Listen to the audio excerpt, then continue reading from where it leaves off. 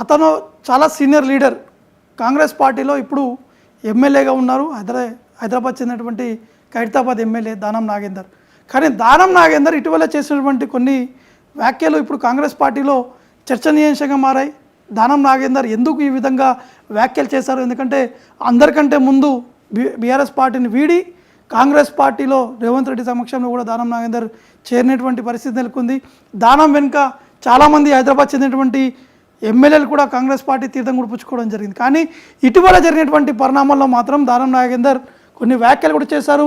ఒక social media ఇంటర్వ్యూలో దానం నాగేందర్ చేసినటువంటి వ్యాఖ్యలు ఇప్పుడు కాంగ్రెస్ పార్టీలో చర్చనీయాంశంగా మారింది. అతను ఏం వ్యాఖ్యలు చేశారనేది కూడా ఒకసారి చూద్దాం. గతంలో కేటీఆర్ గారు ఎస్ఎన్డిపి ఊసుకోపోయి బయట కూడా తిరగని కొడుకా మేమని ఏమనుకుంటున్నారా మీరు?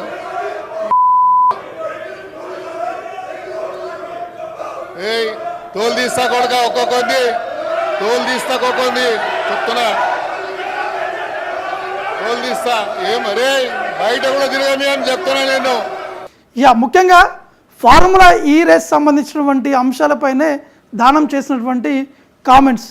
అంటే ఫార్ములా ఈ రేస్ అనేది బీఆర్ఎస్ పార్టీ ప్రభుత్వ మయంలో ఈ రేస్ కూడా తీసుకురావడం జరిగింది. కానీ ఇది హైదరాబాద్ బ్రాండ్ని ఇమేజ్ని పెంచేందుకు విధంగానే ఇది ఒక ఫార్ములా ఈ రేస్ తీసుకొచ్చారు. కానీ ఇది ఈ విధంగా జరగడం ఇది ఏంటో అనే విధంగా కూడా దానం చెప్పడం జరిగింది. అంటే గతంలో చంద్రబాబు నాయుడు హయాంలో ఉన్నటువంటి సమయంలో కూడా గచ్చిబౌలిలో ఇదే ఫార్ములా 1 అనే విధంగా తీసుకొచ్చేటువంటి ప్రయత్నాలు కూడా చేశారు. కానీ అప్పుడు సక్సెస్ కాలేదు. కానీ బీఆర్ఎస్ పార్టీ అధికారంలోకి వచ్చిన తర్వాత ఈ ఫార్ములా ఈ రేస్ అనేది కూడా హైదరాబాద్ తీసుకొచ్చారు. చాలా బ్రాండింగ్ కూడా పెంచారు. ఇటు దేశవ్యాప్తంగా కాకుండా ప్రపంచవ్యాప్తంగా కూడా హైదరాబాద్ ఫార్ములా ఈ రేస్ సంబంధించిన విషయాలపై కూడా చర్చనీయాంశంగా జరిగింది. చర్చించుకున్నారనే విధంగా కూడా దానం ఈ విధంగా కామెంట్ చేశారు. దానం నాగేందర్ చాలా కీలకమైనటువంటి వ్యాఖ్యలు చేస్తారు. మీ అంతు చూస్తాము, బయటికి రండి, అసలు మీరు ఏంటిది, బయట ఎలా తిరుగుతారనే విధంగా కూడా అసెంబ్లీ వేదికగా బీఆర్ఎస్ పార్టీకి సంబంధించినటువంటి ఎమ్మెల్యేల ముఖాలు చూసుకుంటూ ఈ విధంగా ఘాటైనటువంటి వ్యాఖ్యలు చేశారు. కానీ ఆ వ్యాఖ్యలు చేసిన తర్వాత నేను చేసింది తప్పే అని దానం అనుకున్నారు. దాని తర్వాత దానం నాగేందర్ మీడియాతో మాట్లాడుతూ క్షమాపణ చెప్తున్నానని కూడా వారు చెప్పడం జరిగింది. కానీ దానం నాగేందర్ స్వయంగా కేటీఆర్ని కూడా కలిసి నేను క్షమాపణ చెప్తున్నాను, పర్సనల్గా వెళ్ళి కలిశాను, సారీ కూడా చెప్పానని చెప్పేసి కూడా దానం నాగేందర్ ఆ ఇంటర్వ్యూలో కూడా చెప్పడం జరిగింది.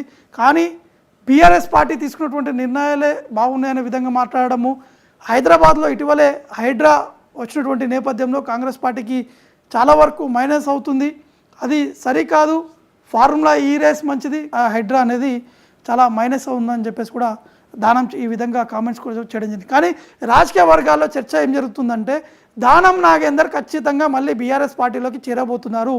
బీఆర్ఎస్ పార్టీలో ఉన్నటువంటి కొంతమంది సీనియర్ నేతలతో కూడా వారు టచ్లో ఉన్నారు, వారి వైపే వెళ్లేందుకు సిద్ధమవుతున్నారు. ఎందుకంటే అప్పుడు కాంగ్రెస్ పార్టీ చేరినటువంటి సందర్భంలో రేవంత్ రెడ్డికి దానంకు ఉన్నటువంటి ర్యాపో ఇప్పుడు అంతగానం లేదు. కానీ అందుకే దానం కూడా సైలెంట్ అయ్యారనే విధంగా మరికొంతమంది హైదరాబాద్లో ఇటు మంత్రి పదవి ఖాళీగా ఉన్నటువంటి నేపథ్యంలో ఆ మంత్రి పదవి కూడా తమకి ఇవ్వాలని చెప్పి దానం కోరడం జరిగింది. కానీ రేవంత్ రెడ్డి నుంచి పాజిటివ్ రెస్పాన్స్ రాని కారణం వల్ల దానం మళ్ళీ బ్యాక్ అయ్యే విధంగా తన ప్రయత్నాలు కూడా ఉన్నారని చెప్పేసి కొంతమంది చెప్తున్నారు. కానీ మనతోటి కొంతమంది దానం నాగేందర్ సన్నిహితులు కూడా మాట్లాడడం జరిగింది. వారు స్పష్టంగా కూడా చెప్తున్నారు, కాంగ్రెస్ పార్టీలో ఉండాలంటే దానం మనకి ఉండబుద్ధి కావట్లేదు, వారు ఖచ్చితంగా పార్టీ మారేటువంటి అవకాశాలు ఉన్నాయి. తమ క్యాడర్తో కూడా చాలాసార్లు దానం నాగేందర్ కూడా ఈ విధంగా వ్యాఖ్యలు చేస్తున్నట్టు కూడా తెలుస్తుంది. కాబట్టి చూడాల్సి ఉంటుంది. ఇటు పాలిటిక్స్లో ఎప్పుడు ఏదైనా జరగవచ్చు, ఏ క్షణంలో మార్పు అనేది ఉండొచ్చు. ఈరోజు ఎంత బూతులు తిట్టుకున్నా కూడా రేపు పొద్దున వారు కలిసి ఉండొచ్చు, అదే పార్టీలో వెళ్ళే అవకాశాలు ఉన్నాయి. ఇదే కాదు, తెలంగాణలో కాదు, రాష్ట్రంలో ఏ రాష్ట్రంలోనైనా కూడా రాజకీయాల్లో ఎప్పుడైనా ఏ మార్పు అనేది కూడా జరిగేటువంటి అవకాశం ఉంది. కాబట్టి చూడాల్సి ఉంటుంది.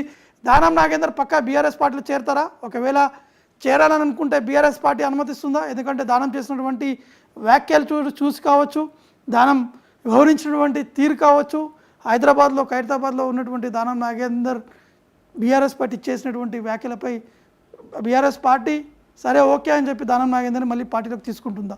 వేచి చూడాల్సి ఉంటుంది ఏ విధంగా ఉండబోతుంది దానం నాగేందర్ ఎపిసోడ్ అనేది.